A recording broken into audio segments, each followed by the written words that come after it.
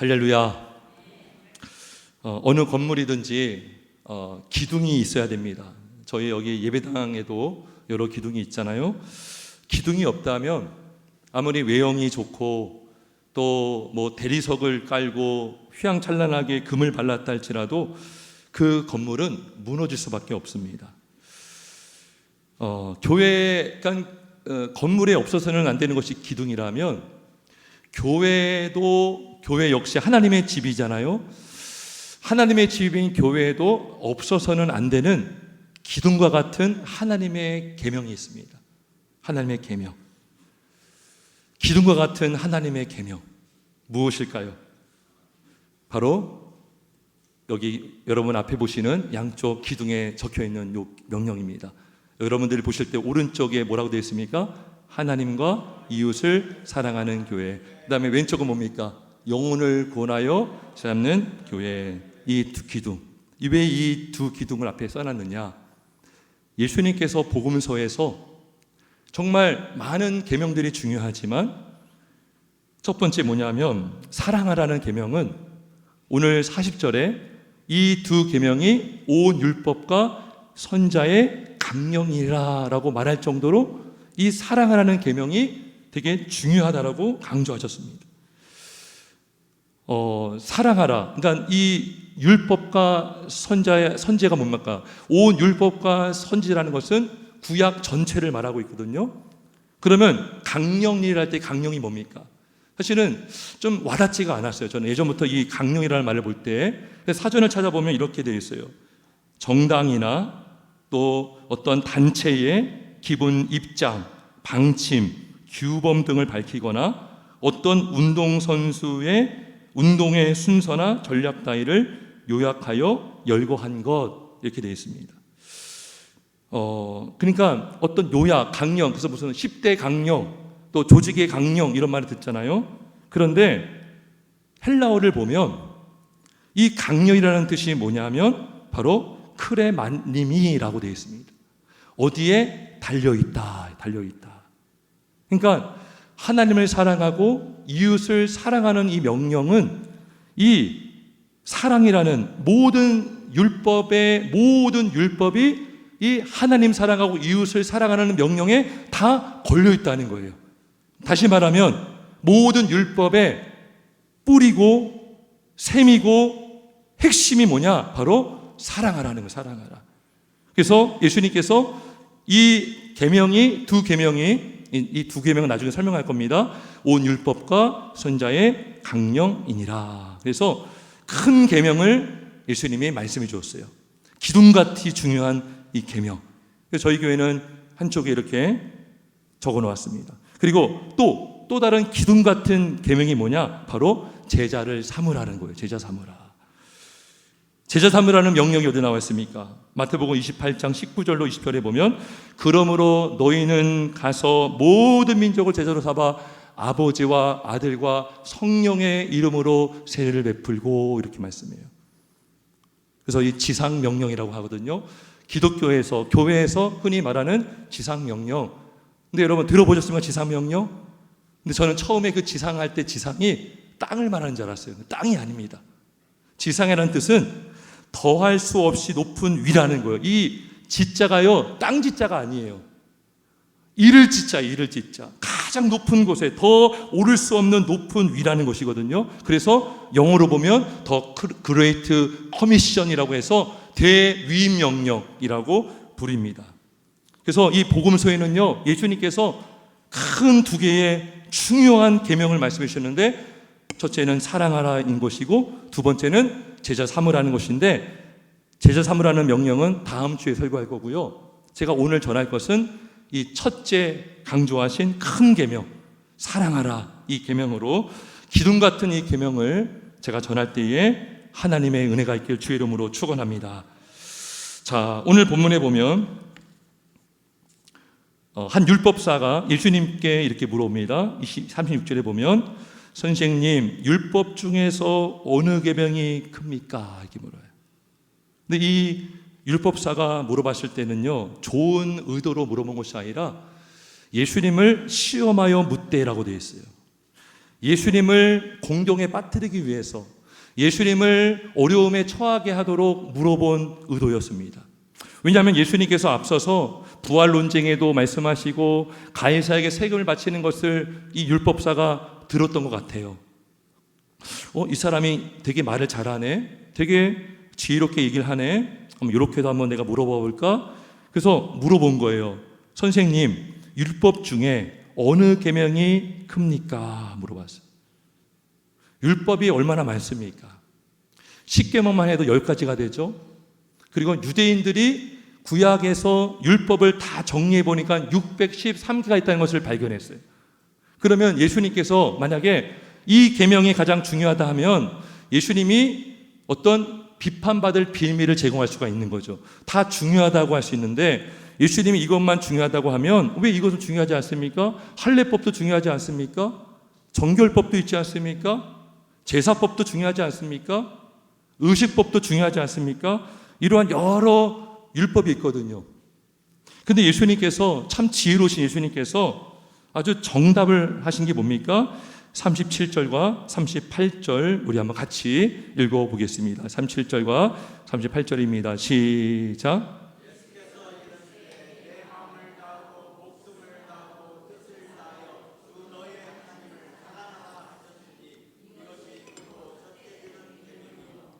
아멘. 그래서 이 하나님이 먼저 강조하신 사랑은 뭡니까? 하나님을 사랑하라는 계명입니다. 하나님을 사랑하라. 율법사 입장에서는요, 이거 뭐 너무 당연한 거 아닌가라고 생각할 수 있어요. 여러분들 입장에서도 이거 당연한 건 아닌가? 하나님 사랑하지 않는 성도가 어디 있으며 하나님을 사랑하지 않는 종교 지도자가 어디 있습니까? 그렇게 율법사가 생각할 수 있지 않겠습니까? 근데 예수님께서 사랑하라, 하나님을 사랑하라고 했을 때 그 사랑은 어떻게 사랑하는 사랑입니까? 세 가지를 다하여 하는 사랑이에요. 세 가지가 뭐죠? 무엇을 다하여? 마음을 다하고, 목숨을 다하고, 뜻을 다하여 주 너희 하나님을 사랑하라. 그러니까 쉽게 말하면 지식과 우리가 보통 지정의, 우리 인간은 인격적인 요소가 지정의로 되어 있다고 합니다. 지식과 감정과 의지. 그러니까 마음과 목숨과 뜻을 다한다는 것은 우리의 모든 것을 가지고 사랑을 하는 거예요. 우리의 목숨을 다하여, 생명을 다하여, 우리의 마음을 다하여서 사랑하라. 우리의 모든 전체를 가지고 사랑하라. 누구를요? 하나님을 사랑하라 라는 것입니다. 우리는 어떻죠? 이렇게 사랑하고 있습니까? 없습니까? 입으로만 사랑하지 말라는 거죠. 입으로만 하나님, 저 하나님 사랑합니다. 아시죠? 하나님 사랑합니다. 형식적으로 하지 말라는 거예요. 우리가 하나님을 사랑한다고 했을 때에 그 사랑의 모습과 태도는 무엇을 통해 나타납니까? 바로 예배를 통해 나타납니다. 사실 예수님께서 하나님을 사랑하라고 한 명령은 10계명에서 1계명에서 4계명을 요약해서 말씀해 준 거예요.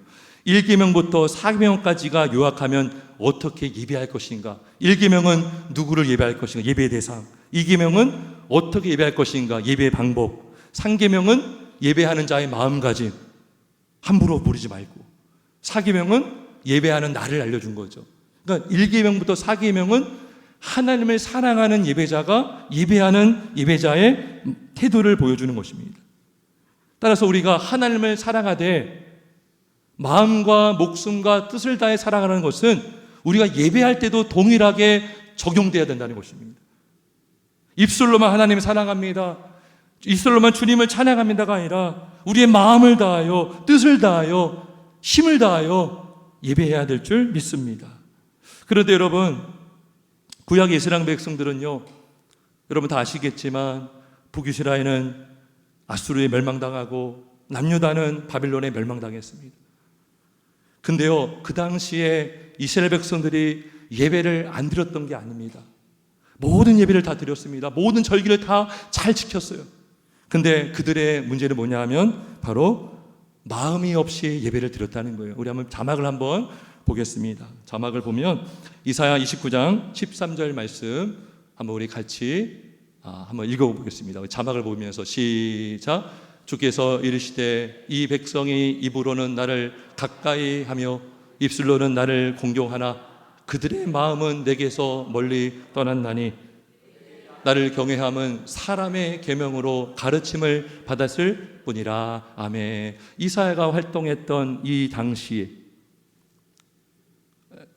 넘기지 마시고요. 예.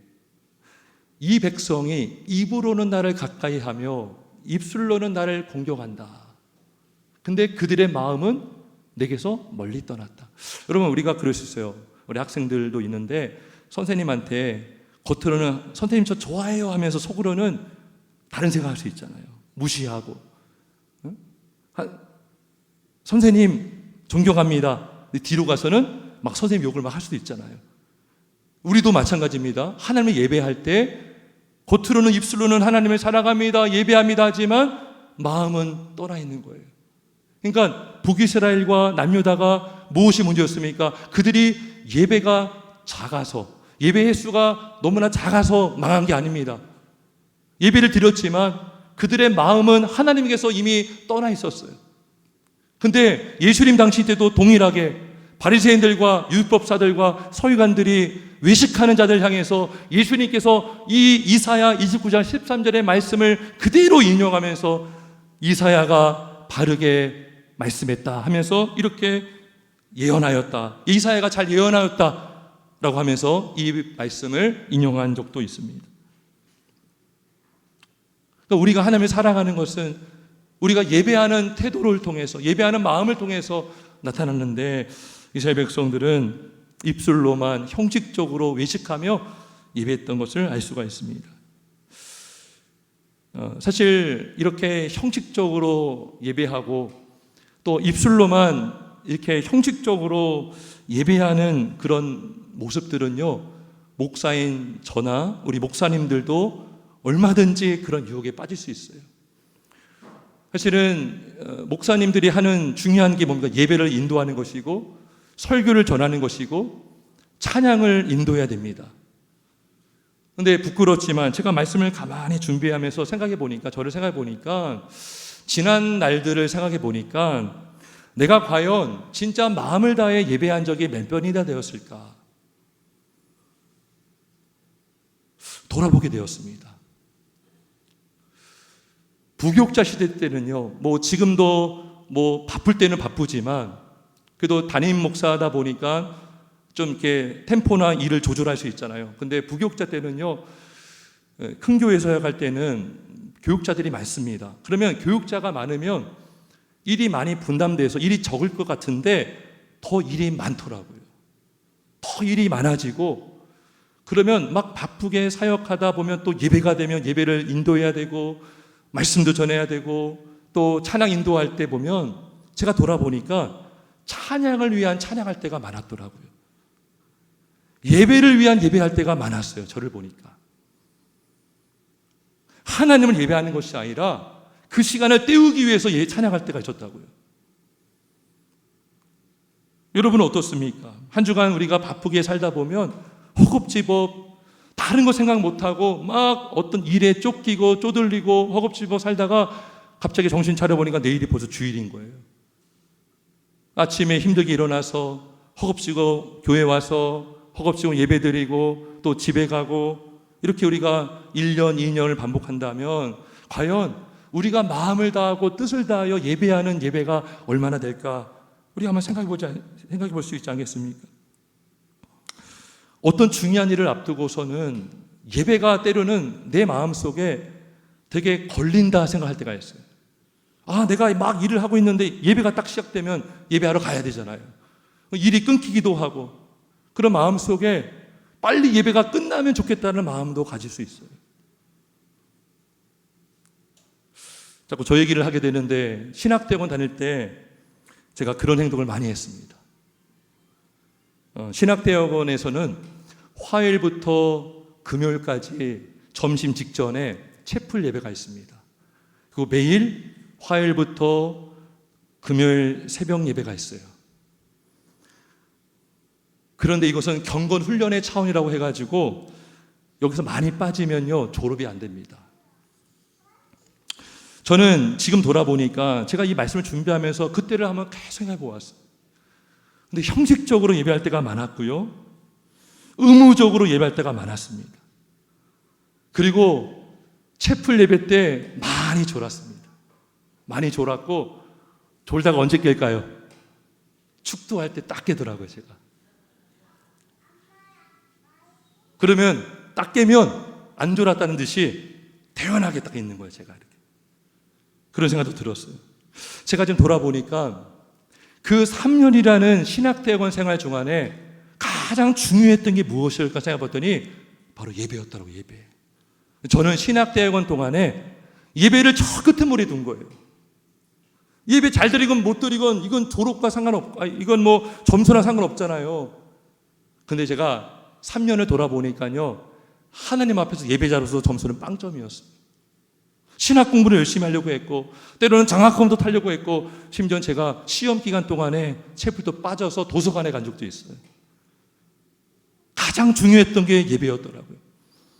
근데 예배에 참석하면 졸고 언제 끝나나 그랬던 시간들. 근데 더 문제가 뭔지 아십니까? 그 시간 동안에 제가요, 주일학교 전도사였어요. 학생들에게 강조하는 거죠. 예배 잘 드려라, 늦지 말라.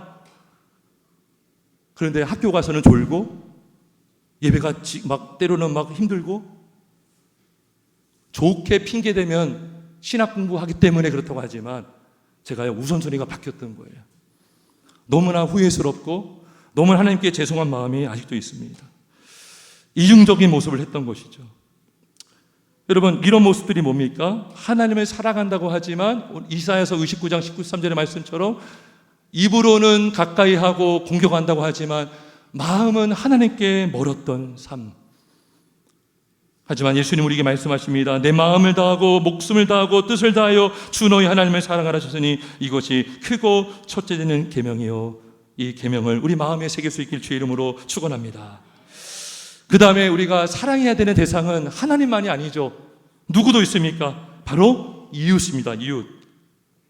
39절을 한번 같이 읽어봅시다. 39절 시작. 둘째도 그와 같으니 내 이웃을 내 자신같이 사랑하라 하셨으니. 아멘. 너무나 잘 알고 있는 말씀이죠.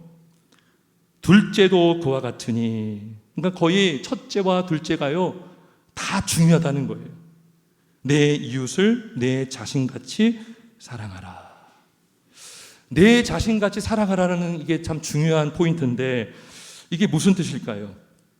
이건 뭐냐 하면, 여러분, 우리 인간은요 기본적으로 누구 중심일까요? 자기 중심 아닙니까? 이기적인 마음이 있지 않습니까? 항상 내 것 먼저 챙기고 나서 남의 것 챙길 때가 많잖아요. 일단 내가 먼저 살아야 되고, 내가 먼저 좋은 거 취하고 그 다음에 남은 거 줄 때가 많지 않습니까? 저만 그런가요? 네, 그럴 때가 있지 않습니까? 이럴 때 우리가 어느 때 이런 것들이 드러나냐? 배고플 때 나타나요. 배고플 때. 여러분, 배고플 때 사람들이 모였습니다. 식탁에 앉았어요. 그러면요 어떻게 할까요? 빨리 먹을까요? 천천히 먹을까요? 빨리 먹죠. 그래서 어린아이들이 막 배고플 때에 맛있는 거 뺏길까 봐 빨리 먹잖아요. 이렇게 빨리 먹고, 그러면 빨리 먹고 내 거 먼저 배부르고 그 다음에 배부르면 사람이 보이는 거예요. 그러면은 이거 한번 드셔보세요. 처음부터 그러면 좋은데, 우리는 먼저 내가 배가 부르고 내가 좋은 것을 다 챙기고 나서 보이는 것이 우리의 모습이 아닌가 생각됩니다.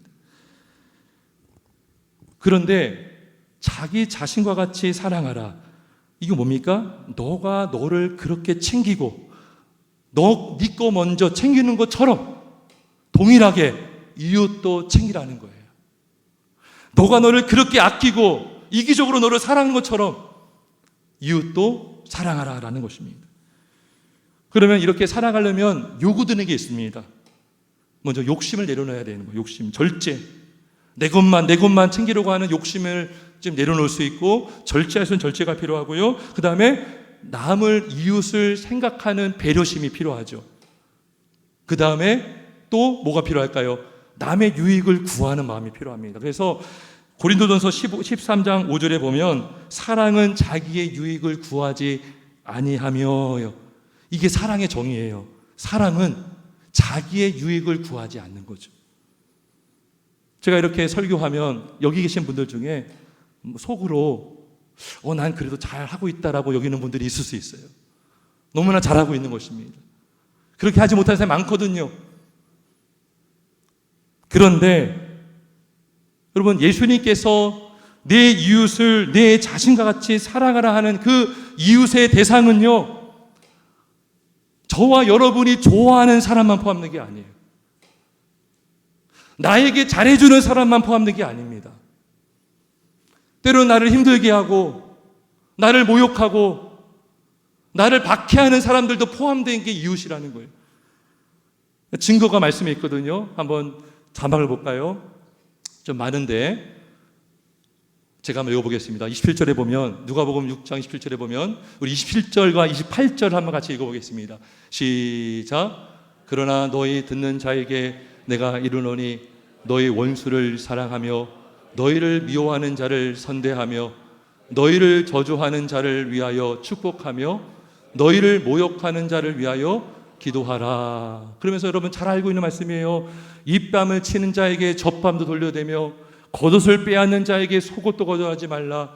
내게 구하는 자에게 주며 내 것을 가져가는 자에게 다시 달라 하지 말며 남에게 대접을 받고자 하는 대로 너희도 남을 대접하라. 그러면서 32절과 33절을 같이 있습니다. 시작.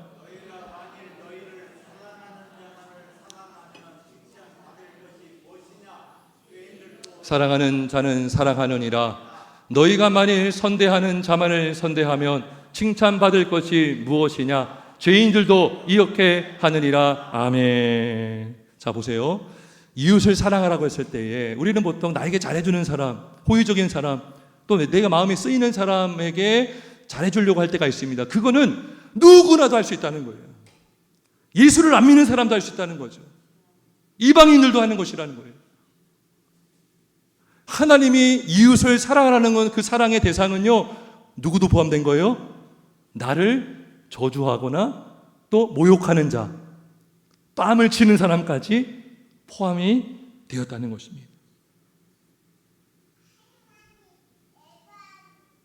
그럼 우리가 이렇게 사랑할 수 있습니까? 아까 제가 앞에서 말했을 때는요, 어느 정도 나는 그래도 잘하고 있구나 라고 여기는 사람도 이 말씀, 이 구절을 보면 이 말씀이 마태복음 5장에도 비슷하게 나와요. 너희를 사랑하는 자를 사랑하면 무슨 상이 있으리요? 세리도 이같이 아니하느냐? 너희가 너희 형제에게만 무난하면 남보다 더하는 것이 무엇이냐? 이방인들도 이같이 아니하느냐?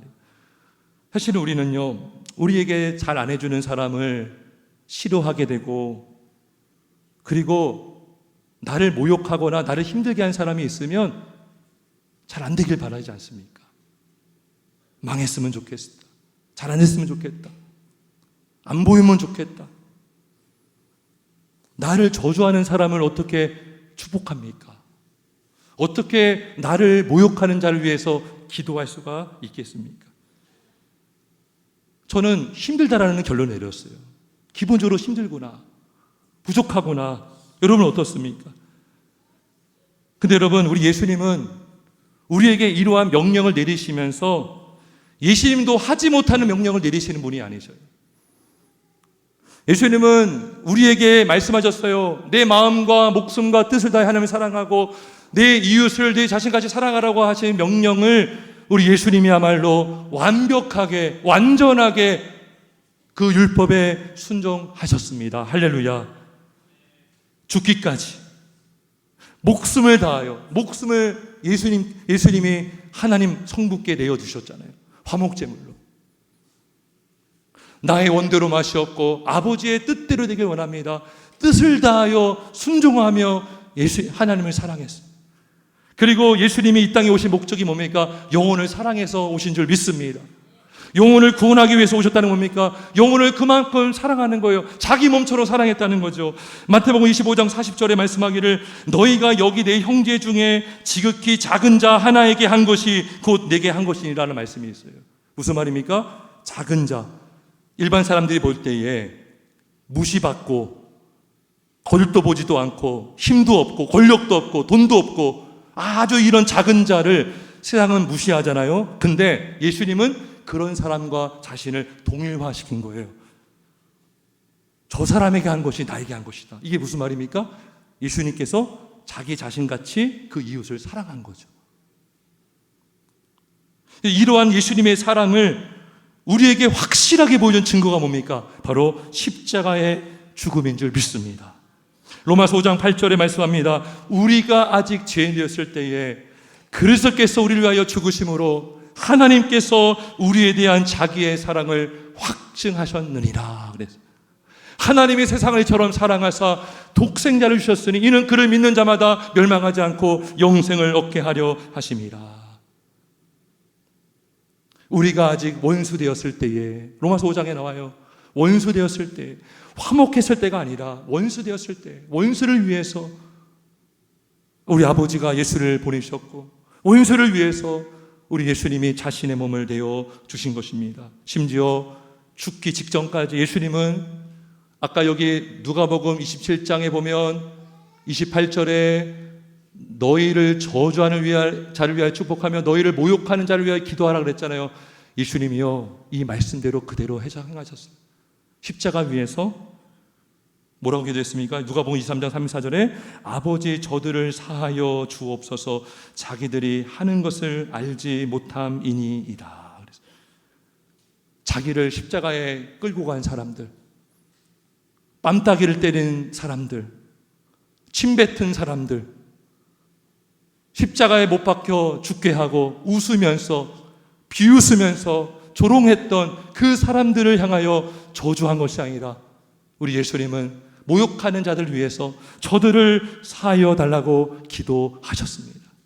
이것이 바로 원수까지도 사랑하신 예수님의 사랑인 줄 믿습니다.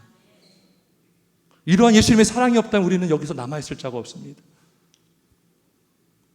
원수까지도 사랑하신 예수님의 사랑 때문에 저와 여러분이 여기에 있고 예배할 수 있는 줄 믿습니다. 누가 죄인을 위하여 대신 죽을 수 있으며 누가 자기를 조롱하고 저주하고 죽이려고 하는 자를 위해서 축복하며 기도할 수가 있겠습니까? 누가복음 6장 35절에 여기 33절에 있는데 35절에 보면 이런 말씀이 있어요. 그는 은혜를 모르는 자와 악한 자에게도 인자하시니라. 할렐루야. 그분이 바로 우리 주 예수 그리스도이십니다. 여러분, 이것이 바로 복음입니다. 이것이 복음이에요. 우리가 할 수 없는 그 행위를 하시고 우리가 할 수 없는 그 순종을 예수님이 완벽하게 행하심으로 그 공로를 의지하여 믿는 자마다 멸망치 않고 영생을 얻게 하여 주신 십자가의 사랑, 복음의 능력. 복음은 모든 믿는 자에게 구원을 주시는 하나님의 능력이 되는 것입니다. 우리가 뛰어나서가 아니고 우리가 잘나서가 아니고 우리의 어떤 공로 때문이 아니라 우리를 대신하여 죽으시고 부활하신 예수님의 공로를 믿고 의지하는 자마다, 예수를 바라보는 자마다 멸망치 않고 영생을 얻게 하는 이 복음의 능력을 입기를 주의 이름으로 축원합니다. 이 복음의 능력은요, 우리를 죄에서 구원할 뿐만 아니라 구원한 영혼을 변화시키는 능력도 됩니다. 여러분, 사람을 누가 변화시킵니까? 말로 변화 안 됩니다. 매도 변하기 힘들어요. 하지만 복음의 능력, 성령의 능력으로 그 사람이 변화되는 줄 믿습니다. 그래서 이러한 복음의 능력을 경험한 자마다요 변화가 되었어요. 살인자가요 살인을 멈추고, 도박쟁이가 도박을 멈추고, 술동조자가 술 끊고 하나님의 사람으로 살아간 줄 믿습니다. 여러분, 손양호 목사님 다 압니다. 사랑의 원자탄이라고 별명을 가졌던 손양호 목사님, 자신의 두 아들을 죽였는데 그 죽인 자를요 양자 삼았어요. 용서만 한 것이 아니라 양자 삼았다는 것은 용서하기 할 뿐만 아니라 사랑했다는 거죠. 6.25 전쟁 동안에 여러분, 임자도에 있는 진리교회 48명인가 38명인가 하는 성도님들이 야밤에 산으로 끌려가서 생매장당에 순교당했습니다.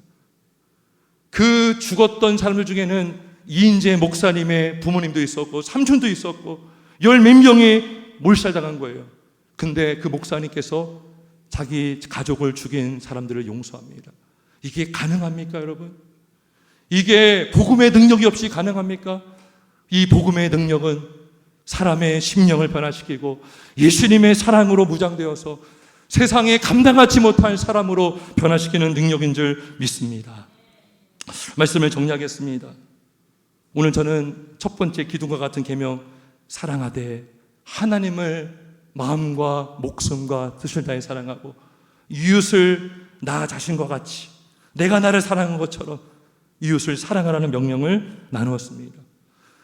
여러분, 이 기둥과 같은 계명, 사랑이라는 계명이 교회에 없고 성도님들이 많이 모이고 교회가 크고 유명하다 할지라도 사랑이 없다면, 사랑하지 않는다면 그 교회가 얼마나 가겠습니까? 얼마나 든든히 세워지겠습니까? 얼마나 주님의 선한 영향력을 끼칠 수가 있겠습니까? 고린도전서 13장 2절 3절에 보면 내가 예언하는 능력이 있어 모든 비밀과 모든 지식을 알고 산을 옮길 만한 모든 믿음이 있을지라도 사랑이 없으면 내가 아무것도 아니요. 내가 내게 있는 모든 것으로 구제하고 또 내 몸을 불살하게 누릴지라도 사랑이 없으면 내게 아무 유익이 없느니라. 그래서 우리가 힘쓰고 애쓰고 할지라도 사랑으로 하지 않는다면, 우리가 많은 수의 예배를 드리고 공부를 하고 할지라도 사랑으로 하지 않는다면 아무것도 아니요, 아무 유익이 없다라고 말씀하셨습니다. 저는 여전히 부족한 목사고 사랑도 부족합니다. 우리는 어떻습니까? 우리도 많이 부족하지 않습니까? 하지만 우리는 부족하지만 예수님의 사랑은 부족함이 없는 줄 믿습니다. 예수님의 사랑은 한이 없는 사랑인 줄 믿습니다. 그 사랑으로 죽으셨고 그 사랑으로 지금도 우리를 돌보시고 교회를 이끌어 주시는 줄 믿습니다. 그 사랑을 받은 저와 여러분이 우리도 그 사랑으로 하나님을 사랑하되 마음과 목숨과 뜻을 다해 사랑하고 이웃을 사랑하되 주님의 심장과 주님의 사랑으로 나 자신과 같이 사랑하는 우리 모두가 될 수 있길 주님의 이름으로 축원합니다. 우리 함께 기도하겠습니다.